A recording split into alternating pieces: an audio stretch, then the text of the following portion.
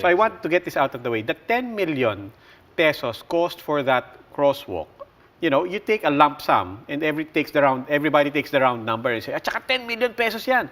But in all reality, as a designer, as somebody who consults with government, is 10 million a reasonable number? It actually is. In fact, kudos to them for being able to build something for only 10 million. A lot of people don't realize how much it costs to do these things. I mean, but even then, compared to infrastructure for cars, this is very minuscule. But 10 million is a reasonable amount. I just wanted to get that out of the way. Most overhead bridges, ones that you find in Makati or Ortigas and other places, will range anywhere from 15 all the way up to 30 million, depending on the span. Okay. And those are well-built ones. Kamuning, they say, is around 10 million. Yes, what is that? That means that they were very efficient, and they, instead of having to break the stairs, as shown here, all the way these 2 stories, they made one straight run. This saves a lot of money. This structure saves a lot of money. Engineering-wise, this triangle makes this stable. So from an engineering point, this works. But it doesn't work from a human use point of view. It's not comfortable or easy to navigate such a structure. Because from an engineer's point of view, this is efficient. It's super efficient. I mean, with the budget that they had at 10 million, it's amazing they did it for 10. Because you do have to have the footings for each side. You do have to make sure that the truss system works so it doesn't collapse. And then you have to get across to the other side. Okay, now we're back to Mount Kamuning, and I'm bringing back the ano, no? Ito yung stairs na sinasabi nyo. And that's it, no? So that's the incline that people have to carry. Now you're saying you could have done this, gentler slope. But as we said, if you did that here, di nandito na ngayon yung stairs mo. Nandito siya, and then ideally you should have a landing and then go up again. Okay. Which is shown in the proposal that I posted. The one that went viral. Which is instead of this, and the other thing that make this very visible is because it's visible.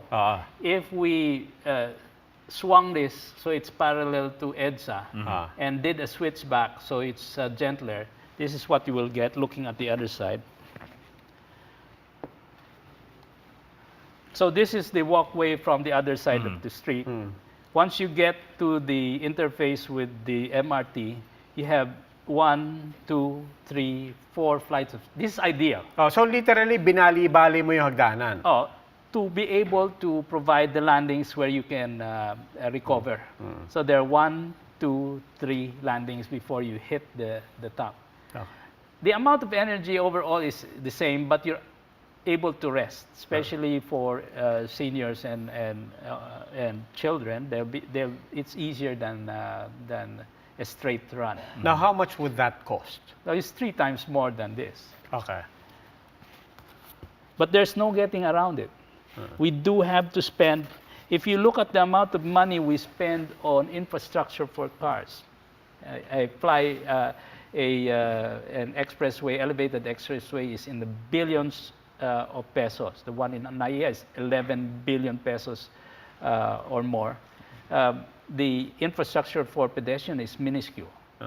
We must prioritize. Can you bring that down to a percentage? I mean, just to illustrate how much we spend on pedestrians. Okay.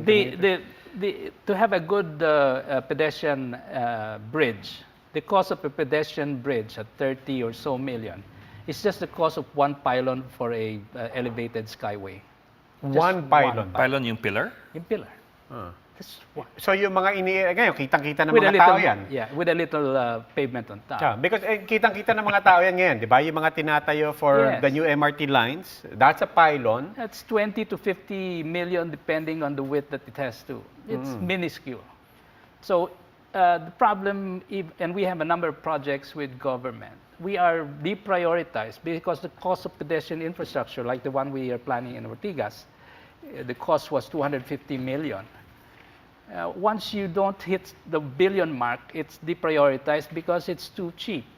So a lot of the interventions I myself and a number of others are proposing don't get into the consciousness of our government because it doesn't involve billions of Now pesos. we're discussing.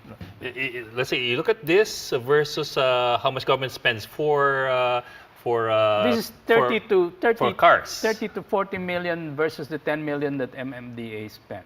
There's no getting around. But the benefit is the safety benefit to the user. Plus, with all of the vertical greenery, again, it's partly a pollution control thing, and it's easier on the eye. So it's aesthetic, it's functional, it's safety. With more money spent, you can make sure that the railings will last. You make sure that it is well maintained. Those are the cost-benefit. That's a cost-benefit comparison. No, actually, the other side of it is you can have something cheap, tas walang gagamit. Yes. Walang gagamit, and then it's not, if you don't maintain it, the railings break, you fall off. No. Well, sir, I mean, comparing this, the amount spent for something like this versus what is spent for example, vehicles. You were talking about the expense of putting up all these ramps for vehicles. Yes. And, in the end, people might be saying, because more people benefit from this one versus this one. Well, that's not Is true. that comparable even? No, not because our infrastructure is so car-centric instead of train or mass transport-centric. We actually spend more per car than we do for train and for people. So we have to reprioritize our budgets for infrastructure to benefit mass transit systems and people commuting on foot and by bikes.